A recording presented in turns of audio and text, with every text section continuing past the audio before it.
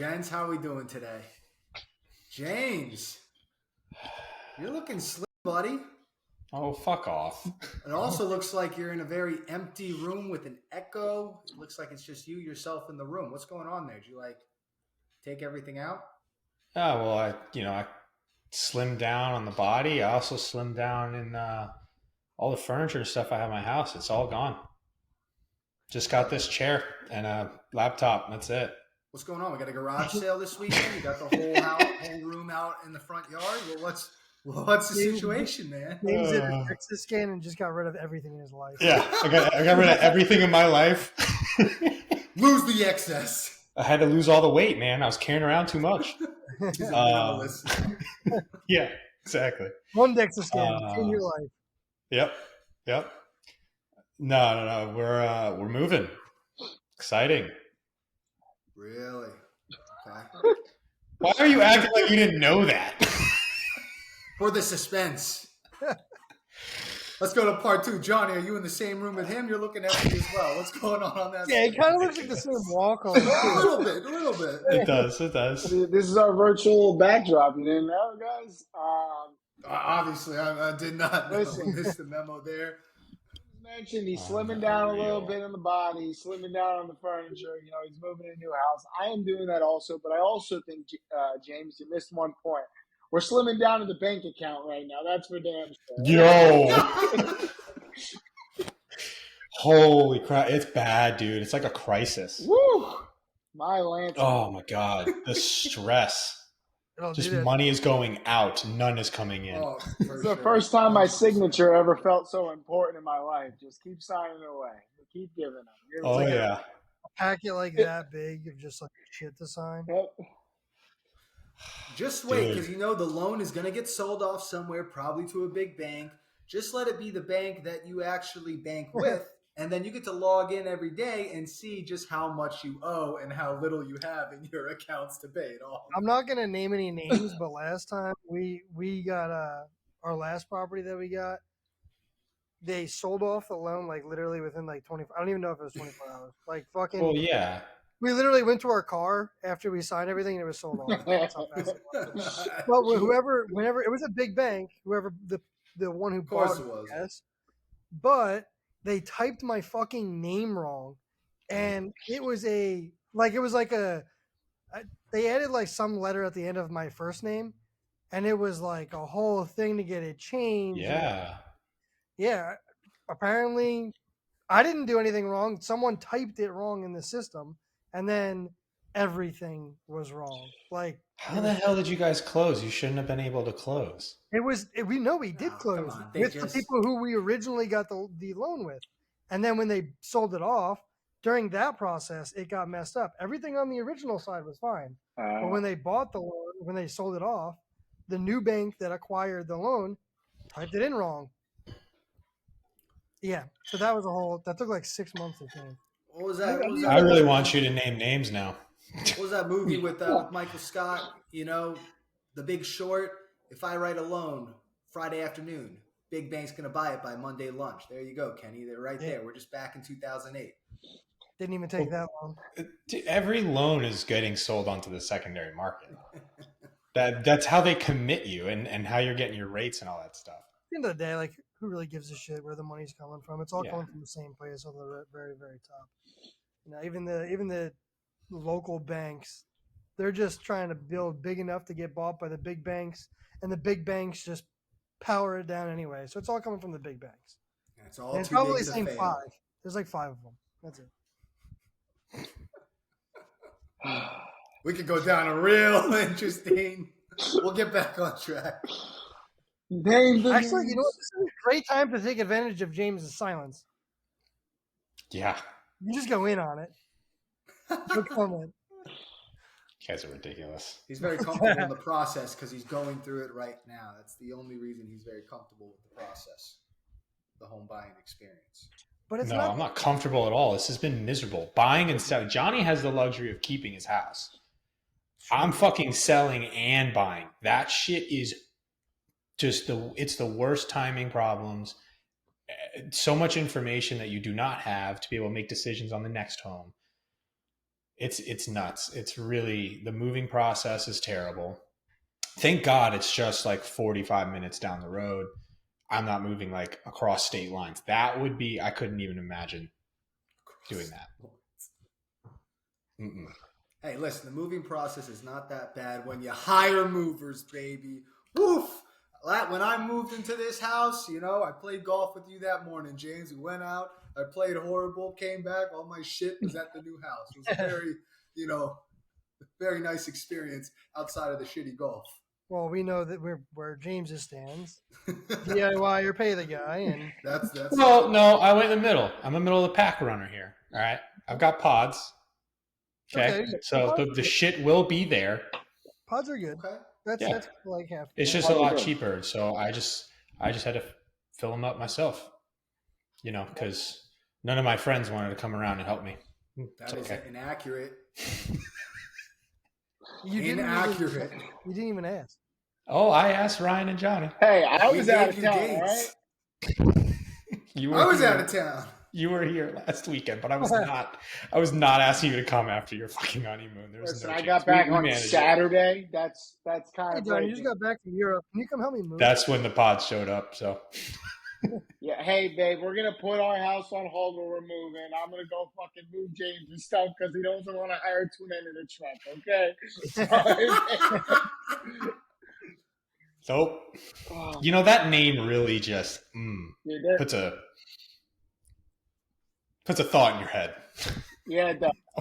We're gonna leave it there. If you have not tuned in to, never mind. 2 men in the truck, very good company. That is pretty very good experience. Yeah, instead it was like 1.5 men over here. Yeah. I thought you'd like that reference, Ryan. 2.5 Men, no, the show. It wasn't as 1.5. Me and Lydia. I thought it would be funny. No, whatever. No, it just wasn't. You know what's got to be stressful though that I was just thinking about when you said that you were selling and buying kind of in synergy, James. There's people like you were fortunate to be able to find a home and then sell in a really there was a scare for a hot second there though. But there's people that like they sell their home and then they got to rush to go find something. That sucks. Mm-hmm. Well, that's kind of what happened. So right now, like inventory is really low. And so we've been monitoring the market of where we want to move, which is the Claremont area of Florida. And we just hadn't seen many things pop up that met our wants and needs list, right? Like we wanted a pool this time, the 4 bedrooms. So these things that we were like, these are non-negotiables, blah, blah, blah. There wasn't just many homes available. And so when we put our house on the market, it went in less than 24 hours. And we still hadn't picked a home. So it was crazy because we went and saw homes. And we were like, the pictures were too good to be true on like Zillow and all those, websites. So we had no clue if we were going to find a house that actually looked the way the pictures were portraying it. We thought we were just going to get, totally just thrown off guard every time we tried to go view homes. Thank God we found something like 3 days later that popped up and we were able to snag it. So we got lucky because we had 30 days to find a home. So we only had we were allowed 60 days to close on this house. So it worked out. Everything worked out. It was good. But for a hot 3 days, we were stressing. Yeah, I think it happens a lot. More than You're 100% correct. Well, it's definitely stressful. I would think. I've never been in that situation, but yeah. Well, on the other side of that, Kenny, one of the things that we hear that happens a lot in the mortgage industry, there's a lot of timing requirements, all this crap that happens. And so sometimes, even though you want to close on a certain day, you're not allowed to close on that day. Yeah. And so there are people that are selling their home that literally the moving truck is parked outside the next house and they can't close. Yeah. And so they have to go get hotels and all this stuff. So it's really important to make sure you're staying on top of the mortgage process, understanding what documents are, getting sent to you, being timely with signatures and all that shit. So that also could suck. So it's kind of the flip side of that. Yeah. Tough. And then on top of the fact that people aren't able to find houses in affordable price ranges these days because of the market, that's a whole different story. But finding a house isn't easy because of the features and desires that you're looking for. But now it makes it even more difficult because the prices are just insane, especially in certain markets. But you know, it's just through the roof from in many areas from what I've seen. We're just looking, but I don't know. You've seen it kind of more firsthand because you've been actively going into these houses. It's a crazy time to be a home buyer in the good old US of A. And it's Johnny, did stemming you have from similar experience trying to find your house, or was it felt less stressful, or just about as stressful?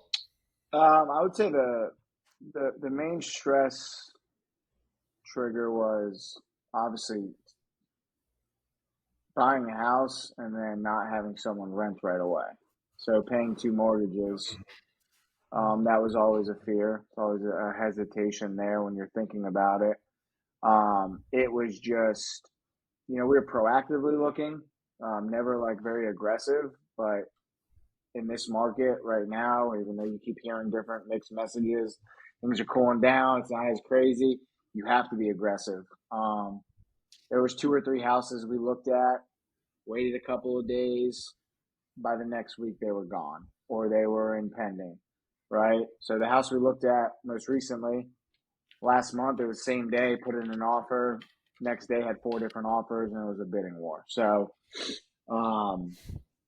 yeah, it's fun times. Obviously, fortunate, thankful to be in the situation, but it's a stressful piece. And what's really stressful is going through it your first time, but also like you just don't know. Like there's just so much information, and you're putting trust in so many different people's hands that are experts and knowledgeable in what they know. And until you start to really look at the end of the numbers after 15 years or 30 years, it really hits you like, dang, I'm really spending this much money at this rate to hope it goes down at some point.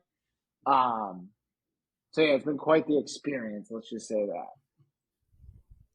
Dude, looking when you got your closing disclosure, go look at the tip, the total interest percentage, and it'll tell you a total percentage of the amount of interest you'll be paying based off of the loan amount that you At have, these rates, and it makes you sick. at these It's rates. scary. I think mine's somewhere around 70%, and it's just going to be an astronomical amount. So like you never, because of interest, obviously, you're never paying the mortgage amount. So if you get like say the national average mortgage amount right now, which is like 400,000, you're not paying 400,000. You're paying basically 750,000 over 30 years. Yep. If that's the proper math, 70% of 400,000. Give or take, yeah. On top of it, yeah, it's around that figure, probably give or take 20,000. Yeah, Assuming that you make regular payments on schedule for 30-year term. Yeah, Which is just insane. and not to mention taxes. Taxes keep going up. And Johnny, by the way, you might want to look into this thing. We're going to be doing it, but in Florida, there's actually a statute on the Save Our Homes Act where you can do this thing called portability. So you transfer your taxes from your current home that's homesteaded to your new home. The home, yep. You only get to do that one time though in a lifetime. So we're gonna do it. Doesn't it? So that could be something. Yeah. I think you have to just file by March of next year when homestead's required, and then you can get the portability. Yeah. So that way your next assessment the following year doesn't go up to the market adjust value. Mm-hmm. Which is interesting because when you actually like sit down with someone and they break that down and share that with you, like that's just such a good thing to know that many people may not know, right? Or unless you do a significant amount of research and you're able to really retain whatever information you're reading, because again, there's just so much out there. But yeah, no, that's a good call for sure. Did someone actually tell you about this, or is this your first time hearing about it? No, our realtor, who's obviously family friend, been doing it for years. Sold the first house, worked with Bray on her house. So Yeah, Got it. Okay. but I mean, it's critical, right? yeah. Well, I was curious just if who told you, if it was someone that was an industry professional, because I mean, even though my mother is our realtor, that's who told me about it, I, which is my mother. So it's like, well, where do you hear this stuff from? That's what I was more kind of going towards is, yeah. do you actually hear it from industry professionals trying to set you up for success? And get, like you kind of said, you're kind of putting your stuff in their hands. Mm-hmm. And so you hope that they can guide you. You got your loan officer, you got your real estate agent, they're kind of your team to help get you into a home of your dreams, but also within your means. Mm-hmm. So it's hard. It is. I think one of the biggest things is just being aware of all of the unexpected expenses that come with buying a home. It's not like you pay $400,000 and you just write a check for 10, 20%, whatever it is, and then it's done. There's a laundry list of additional expenses between fees and from every single person that you talk to. But that was one thing that took me like by surprise when I looked at that when we bought our first. It was a rental property when we bought the first property, but still, like regardless, that was a lot. There's a lot of I wouldn't say hidden shit, but unaware shit that is on this big bill that you don't expect. Yeah, But it's they all try coming, to it's all they coming try out to alone. they try to do a good job of getting you the information up front with the loan estimate. And fees aren't supposed to change.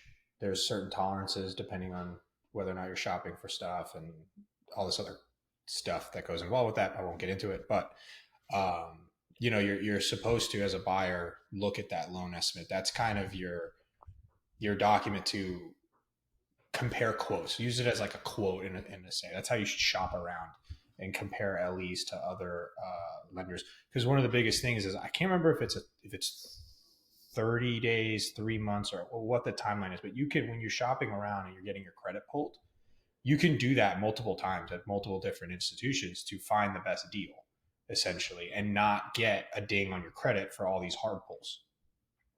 And so that's kind of the thing. You want to get that loan estimate so you can see, okay, what's the fee structure looking like? What rates am I getting? That kind of stuff to stare and compare the deals. Now, how many of you use different lenders? I used one. Or shopped around it all, I guess. Just you were one and done? You did two, Ryan? I like the two. But I think everyone's afraid of getting their credit pulled. Which, I don't want to go on a separate topic. That is the dumbest thing. Do it. This is stupid. Like, for something that needs to be done, that is required, you get dinged for that. It makes... That's right, baby. no sense. Anyway. That's the good old US of A. Anyway. Yeah. Tight.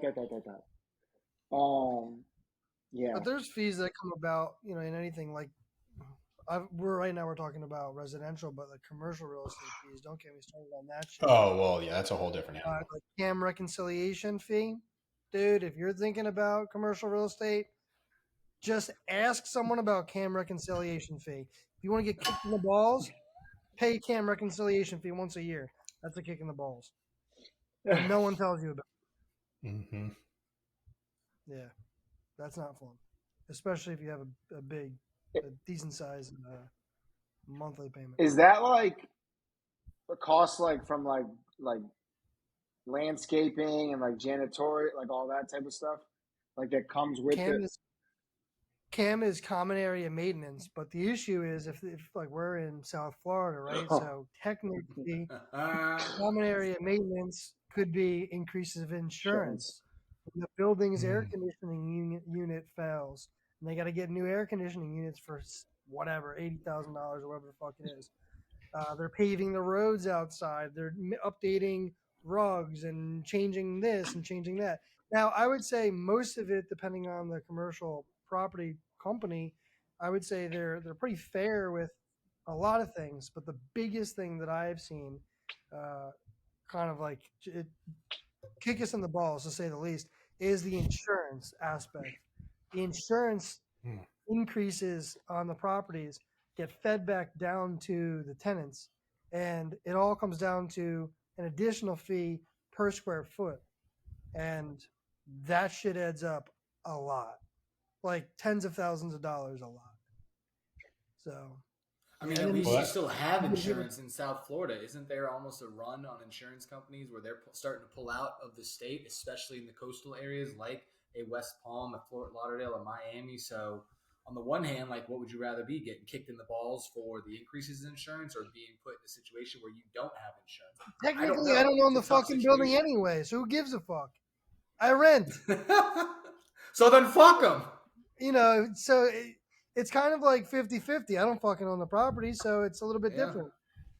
Do I lose my unit technically? Like, yeah, but I'm on a shorter term. I don't own the building. So it's just one of those types of scenarios where, yeah, I don't know. When you look at it, all said and done over a 5-year term, how much you've paid for these types of expenses, it's a lot of money. Yeah.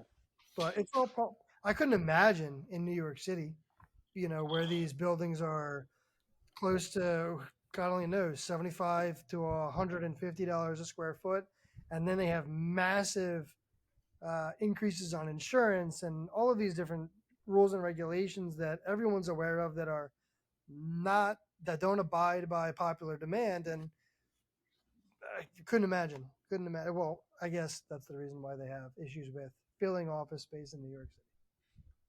Doesn't surprise me.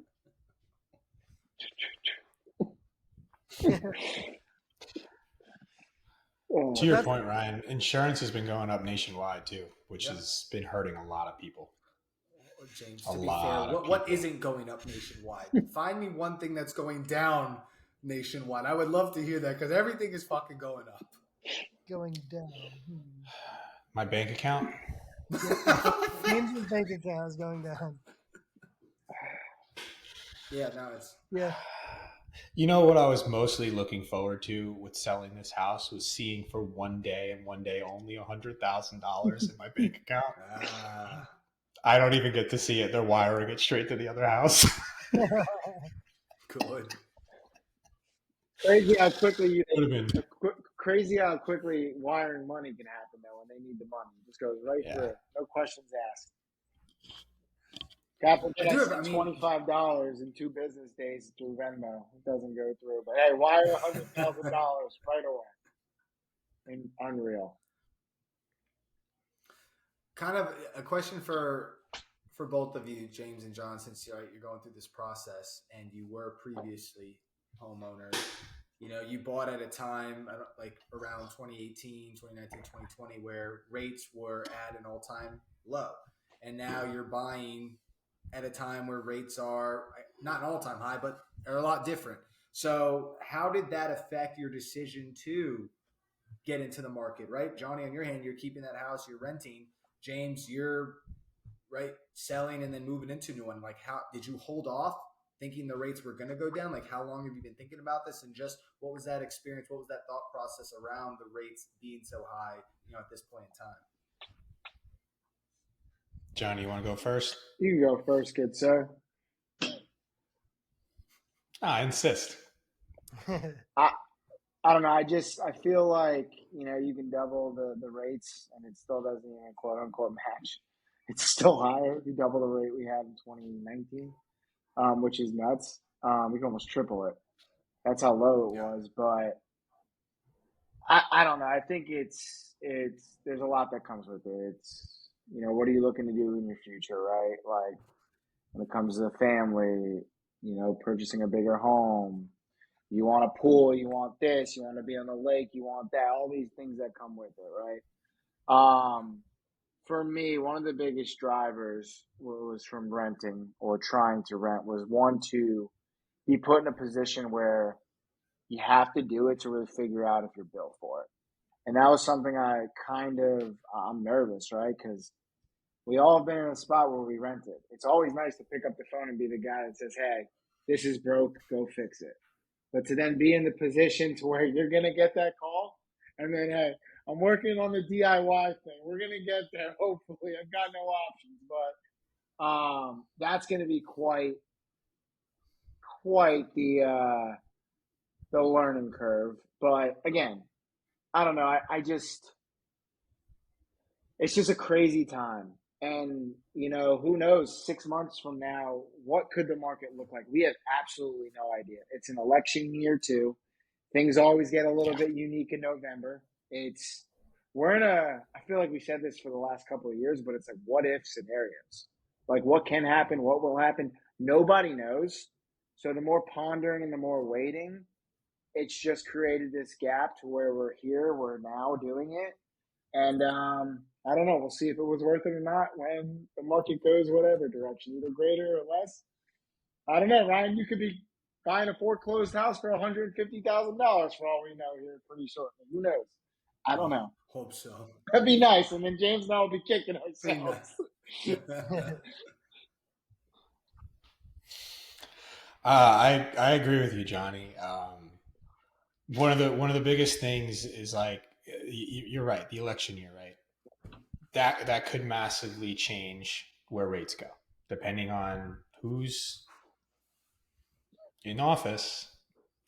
Changes the whole economic outlook, what's going on, how things are going to work out. So there's just a what if. But at the end of the day, I don't have a crystal ball. So to Jonny's point, you've got goals and aspirations. Do you want to start a family? You want these things, blah blah blah. If you have the means, you can't gamble too much. I mean, yes, you can, but at the same time, like if you're ready to go and you have the means and the timing's still okay for you, there's no way to say, well, no, I'm going to hold off a couple of months because I feel like rates are going to drop. Like you guys have heard me say, I always said we were going to start looking in August, September time. We decided to go earlier. It kind of happened all of a sudden, but it's just we always planned for this year. 3-4 years in the house is when we wanted to basically exit. Now, granted, I actually was thinking about doing what Jonny was doing originally too, but we decided we wanted to go for the forever home, and so we did need the extra equity out of this house. Sure. However, walking away from a 2.5 interest rate is that's hard. That hurts. You'll refinance. Don't worry. Yep. It's gonna bust at some point. It's a bubble. Yep. Don't worry, James. Oh man, it hurts. But here's the other side of things too. Because we were able to make a larger down payment on a house, hoping that housing prices stay a little stagnant, if not just continue to rise, especially in the area that we purchased, where we're expecting the market to only increase just because Claremont is an up and coming area. A lot of building is happening out there, et cetera, et cetera. The minute that you put, say, 20% down on a home, you've already got 20% in equity. Mm-hmm. Right. It's kind of an interesting way of looking at it. Like I already have that much equity in this house now, straight out the gate. A couple more years, we're paying down the mortgage on it, blah, blah, blah. We could use that and leverage that to do other things, like maybe go into figuring out if we want to get a rental later on when maybe rates are lower. And instead of, we could refinance, but instead of that, take the cash out and essentially go maybe buy another property and start that process then. You never know. There's a way to finagle debt in your favor. Mm-hmm. But again, sometimes you're lucky and you've got the means and you have the ability to do these kind of things, and so you might as well just jump on the opportunity if you feel like you're ready for it. Sure. So, facts. Have you guys? I'm curious, and I know there's one person that comes to mind right away. He's all over social media. But do you guys know anybody who are just 100% against the mentality of owning a home and are all about renting and think that there is no such thing in owning a home as an asset? Do you know anybody that way? I wouldn't say I know a specific person, but I do think that mentality is becoming more and more common just of everyday people.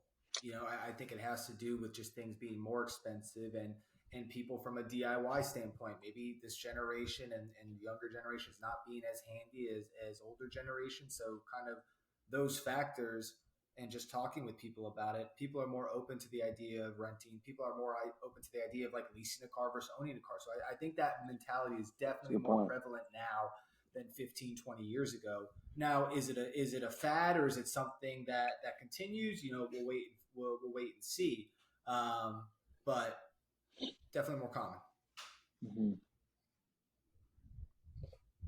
Whether that's a good thing or a bad thing, also, I think this group here, maybe not, but who knows? I feel like there's such a funny question that you asked, Johnny. I feel like I do know someone that told me I'm renting until I die. That it's just no means for me to fucking. I'm not going to buy because it's all bullshit. I'm trying to remember who the fuck said that to me. But anyways, again, the problem is you're throwing your money away. At least you get equity. Yes, you can get foreclosed upon, so that's probably the whole point of like, do you actually own the home? No, you don't. You have a fucking mortgage. You have a loan. It's the same thing for everything. Like, you don't own your truck when you buy your truck until you pay off the loan. It's a means of being able to get something when you don't have the ability to pay it in full out, right at the gate. But then again, you can leverage debt. Most rich people leverage debt, yeah, for sure, to make more money. Yeah. You can do that with buying a home, where instead of paying $2,000 a month, if you can even find rent for that these days for a house, you're just throwing that money away. If you're at least putting it towards a mortgage, again, you can do things with that. You can pay for schools. You can pay for, getting improvements, whatever you need. You can take the money out of the equity in your home, build that. Yeah. Plus, there's a lot of an argument to be made that buying a home can help build generational wealth, because then you can give that asset when it's actually paid off in 30 years when you're older. And now it's just straight profit whatever your kids want to end up doing with it. Now, granted, it can get ugly at that point in time. Some people get a little greedy, but I don't know if that mentality is smart. I don't think it's a straight and narrow answer. I think that it really comes down to someone's personal finances at that point in time, and also their way of life at that point in time. Now, when you're a single guy and you're younger and you're moving around a lot, you're not really sure about stability. Yeah, I don't think it's probably the right recommendation to maybe owning a home if you're going to be moving around a lot and you're not going to really be taking care of the home. Because I think it's something that it just depends. Maybe an apartment, a condo. There's certain things like that I think might be better, because then you don't really have to minimal maintenance there. You have HOA payments, but I think it really just comes down to personal finances at the most. I do see why they say that, right? Because if you can make a lower payment now because renting is cheaper than a mortgage, then which basically it depends where you are. Go buy something in like downtown Miami. Buy a condo in downtown Miami. Tell me that you're not going to find something for less than a couple million. Go rent. Probably going to find something cheaper if someone bought that home 5 to 10 years ago, because the mortgage, the amount of the home was less, and they could essentially like charge you at a lower rate because they're not paying on a $4 million home. They're paying on a 1.5. There's just very many circumstances. I do think that there's certain markets that you can rent for cheaper than than mortgaging a home. Yeah. And I think that concept is you're basically having more cash in your pocket today, and that's allowing you to be able to do things like invest it that has something that a higher yield. So, and there's just so many. The person would have to have a very, very I would say a very, very strategic and devoted way of investing, knowing that every penny is going into a higher yield return by saving the money in their pocket today and putting it into an asset that's going to yield a return of 10, 15% or whatever. The likelihood of them saving that money and then investing it, I don't know.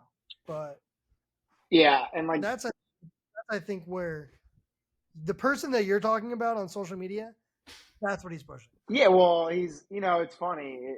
You have like all of you guys valid points, right? And like, it's like, yeah, you can, let's just say you buy a $500,000 house, right? You put 20% down. Yeah. If you don't do that, yeah, you could save $100,000, but to your point, where are you putting that $100,000 to invest in? And is that going to return positive? You never know.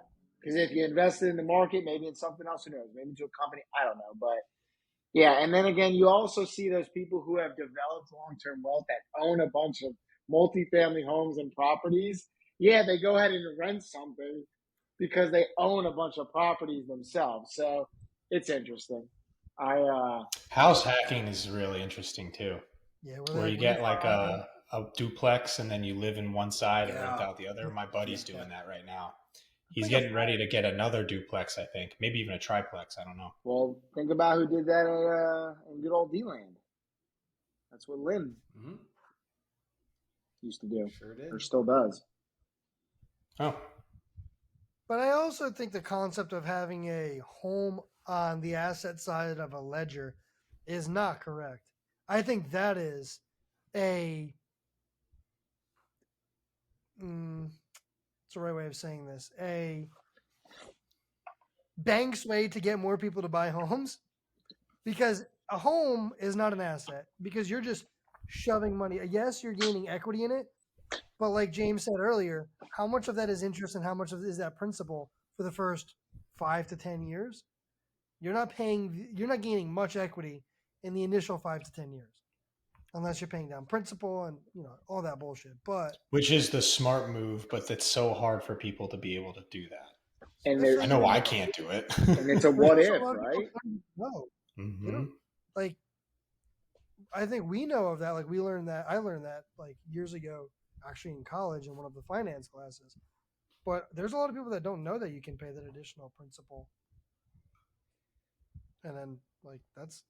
But then you also have the comment of time value of money. Well, why am I paying down extra on principal instead? Why can't I just go invest it?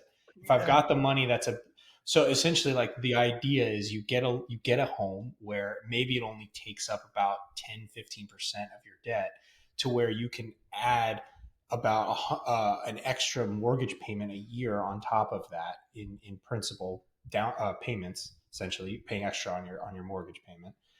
And yeah, but again, that's more money you could be investing in the stock market or whatever the fuck you want to invest. It's just, dude, everyone's got their own ideas on what works and what doesn't. There's really no recipe that works for any of this stuff. You got to do your own due diligence, figure out what you think is going to work out, make sure that you put the time and effort in researching it and are willing to lose too, because not everything's a winner.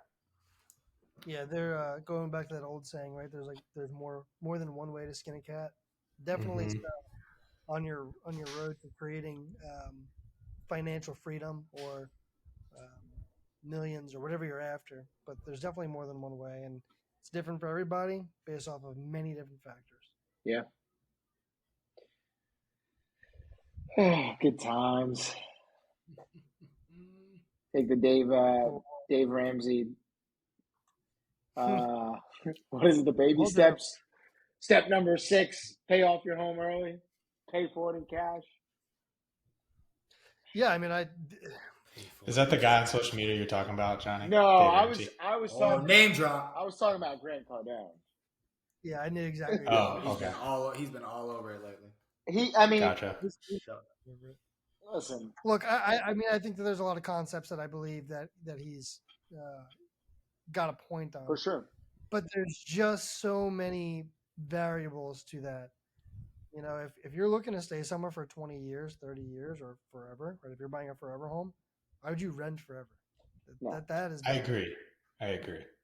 But if you're someone who's young and you're moving around and you're not sure, and the market's crazy and interest rates are high, there's a lot of printing money going on. I mean, you can probably find a better deal. And it also just depends on where you're living, right? If you're in Utah compared to New York City, totally different world, totally different factors. So just so many variables. Yeah, I think I actually have the lowest states housing prices. Where is it? Where is it? Where is it? Yeah, right here. The lowest state is Iowa Well, with medium home prices. what's the highest? California. California. Florida's up there too, man. Okay, listen, Getting bigger, yeah, for sure. I got a PSA announcement. Listen, Florida, we got hurricanes, we got insurances leaving the state. You know, we're going to be gone. South Florida is going to be gone in 20 years from climate change. All right. So it's not a great place to be. Don't move here. It's too expensive, right? So stay the fuck out of Florida. We're too far gone. Okay. And go to Iowa or these other places. Just stop looking at Florida. We can't help you. We can't help ourselves. Ryan, So, what right? people are you talking to? From what states though? From fucking California for starters, like my wife.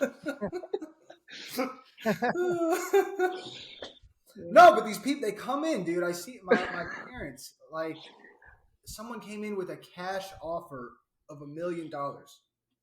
My parents have lived in the, like, it's crazy. Locals can't keep up.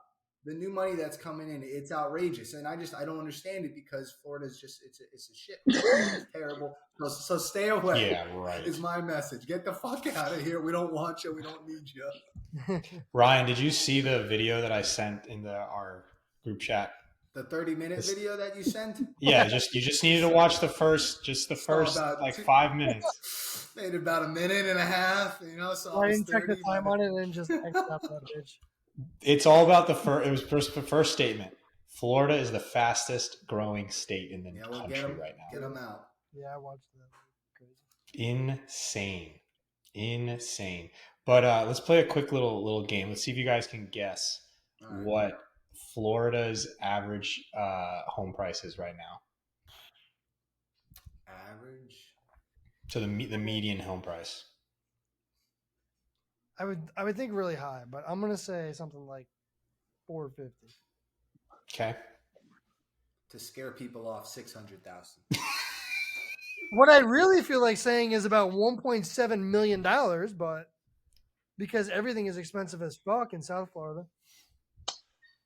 Realistically, I'm gonna say 350,000. No way is in there. I'm gonna say, dude. There's a lot of areas outside of the four main: Orlando, Tampa, Orlando, Tampa, South Florida. You gotta think of those other areas. So that's why I think 350. Yeah. 375.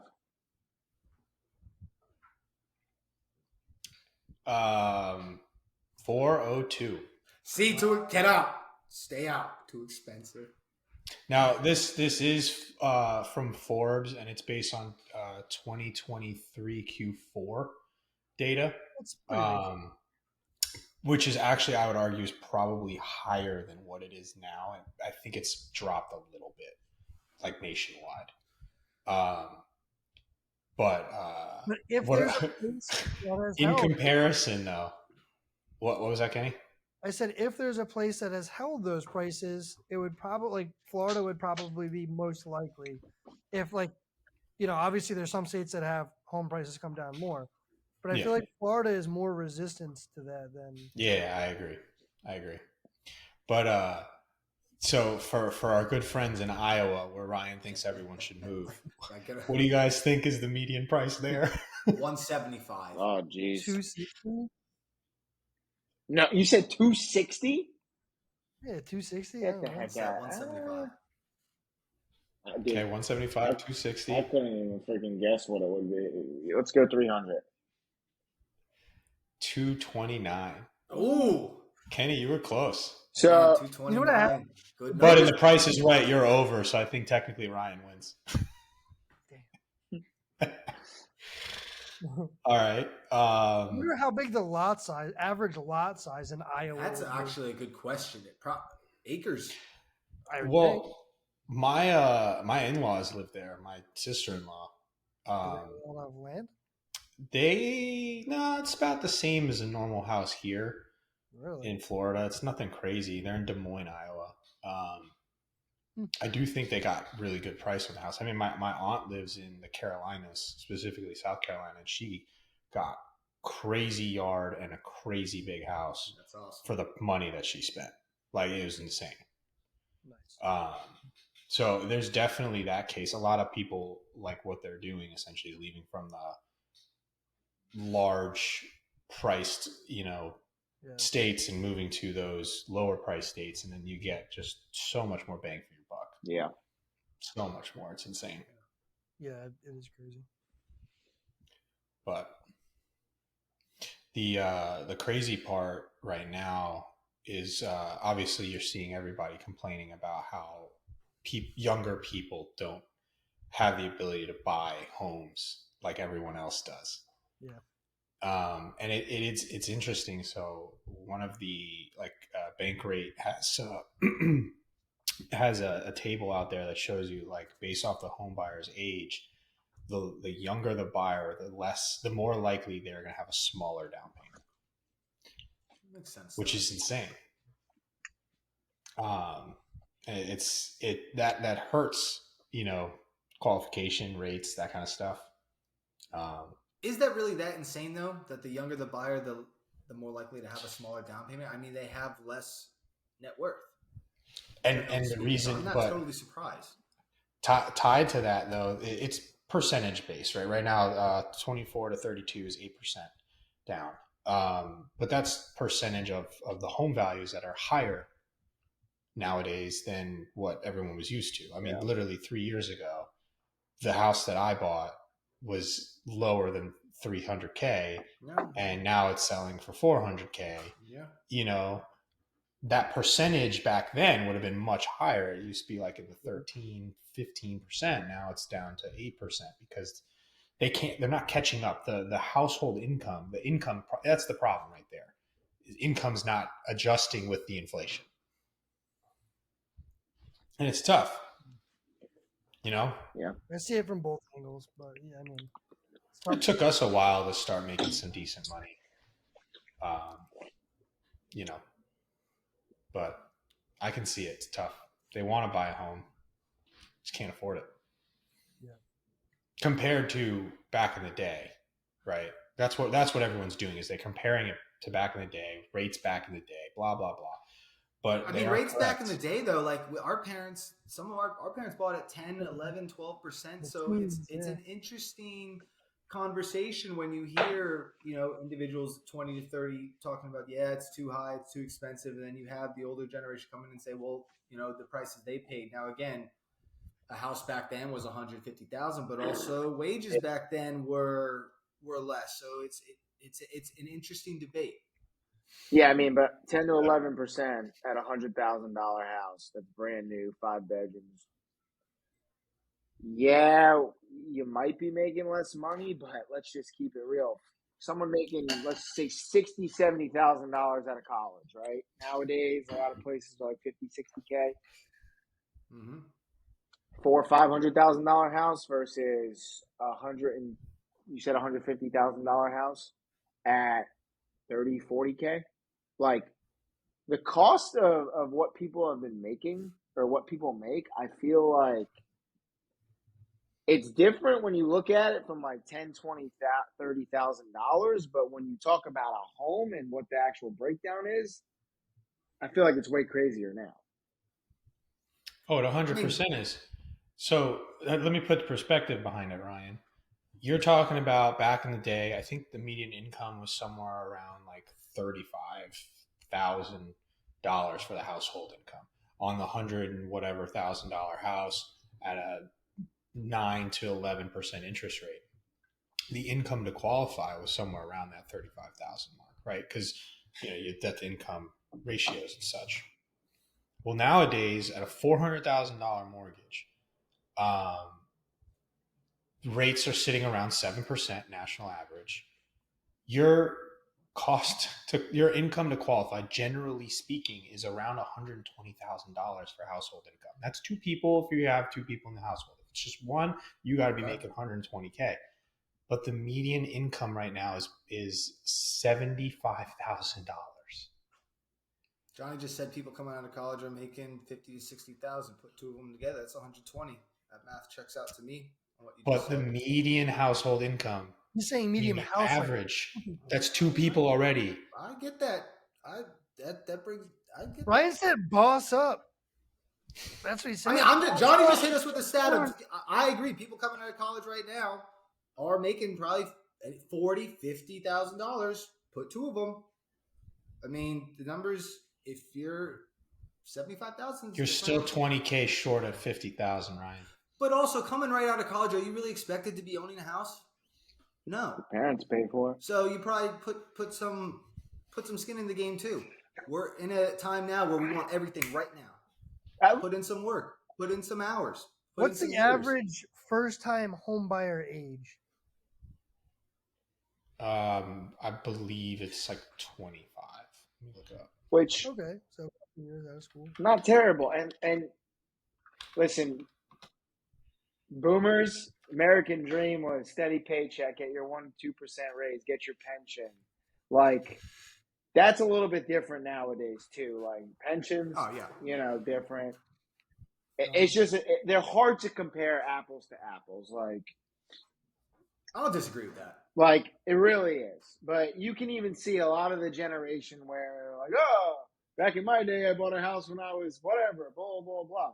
Well, yeah, it was also normal to get married earlier, have kids earlier, all these other factors. But you've also seen them same people also start to kind of agree like it is a heck of a lot different now. It's also way more competitive.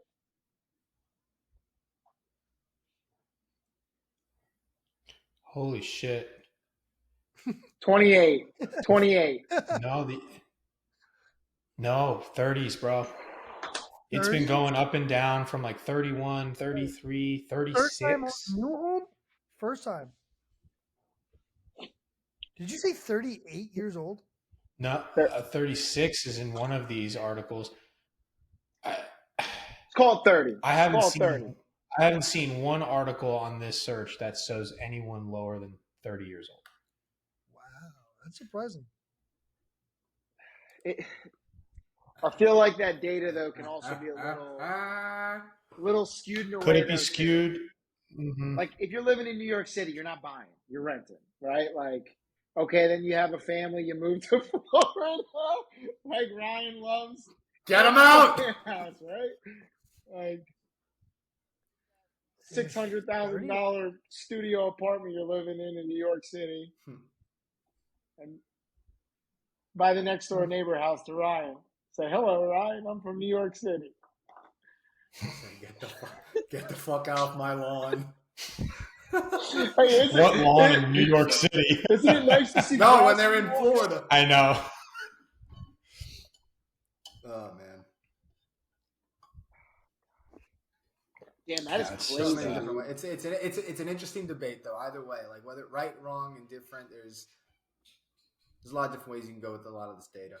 Well, here's the reality though. We talk about how old you are, the younger at the interest rate, dishing off a lot of money and a lot of responsibility for someone at that age that's going to quote unquote pay their house. And you know what? Should they be mature enough to make that decision? I mean, listen, you got people that are 40, 50 years old making mistakes every single day. People all the time when it comes to housing. There's a lot of trade-offs. There's a lot of risk. So it's just tough. But James, I'm sure you probably could educate us all for days on how that all works. But another time. It's fun in a consumer-driven market, man. Everyone wants you to spend. Credit card debt is crazy. Just forgive it. It's fine. No. Sorry. We won't go down that path. I heard you're... Never mind. Forget it. No, come on. No, I just heard you're a really big believer in student loan forgiveness. Oh, for sure. Yeah, 100%. 100%. Oh, my gosh. Yeah, kids coming out of college and they're making $50,000. They should be able to buy a home. Too many people in a household. Student loan debt, Ryan. There you go. Well, that's something that probably delays it, right? Student loans. Hell yeah. That's probably why people wait until they're 30. For sure. Definitely why. Well, fuck. in the time of 2020, just keep delaying it. Keep pushing it. Delay it as much as you can. Because once you pay those student loans off, your credit score is going down a lot.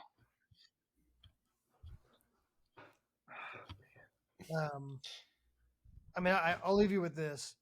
You want to see something crazy? Look up the increasing amount of phantom debt in the United States or globally, but phantom debt is an interesting new way of debt collection through the entire system that is not reported on credit, that is continuing to grow at exceedingly high rates.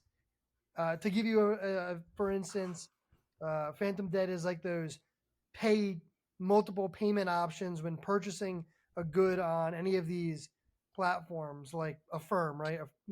Pay this in 3 options out of your bank account over the course of 3 months, or whatever, 3 to 6 months. There's different plans, but they're not reported on credit.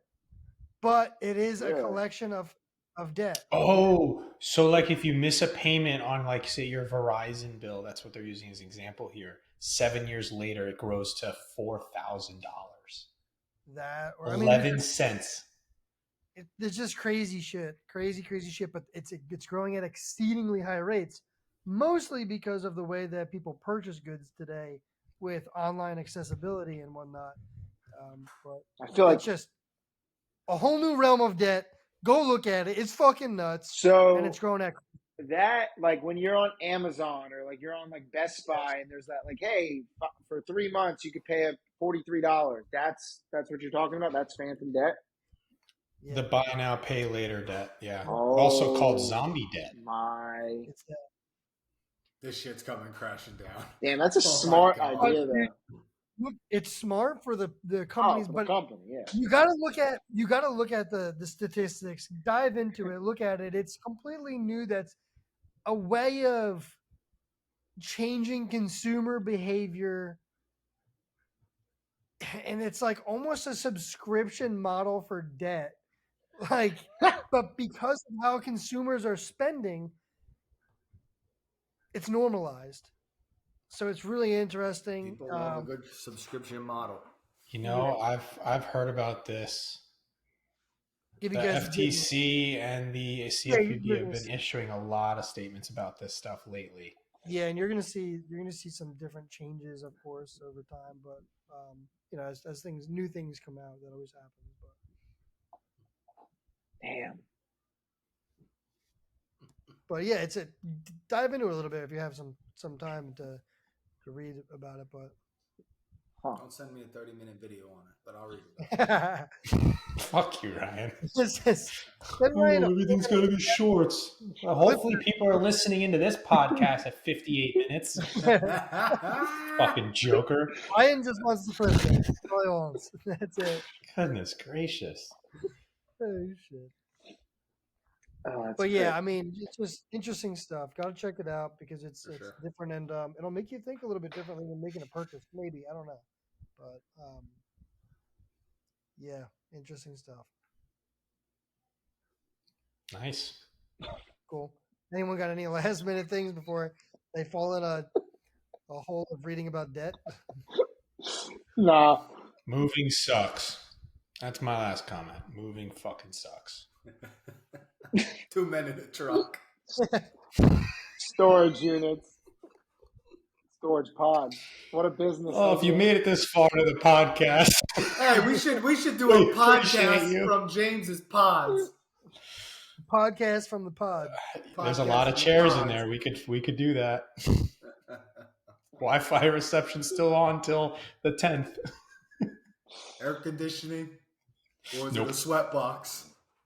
It's a sweat box. I have a fan I can or an extension cord. Sounds terrible. It's Florida. It's a commercial. It's a commercial fan. It's Florida and it's hot as fuck here, so that sucks. Dude, I was fucking. That's another one. Up at 97 degrees. 97, dude. I was drenched. It was so hot in Florida. The water isn't even refreshing anymore. Just stay away. We got nothing good to offer you. Jesus. Awesome. Well, we'll see you down here in Florida, everybody. The vendor Better continues. continue. The vendor continues. Oh my gosh.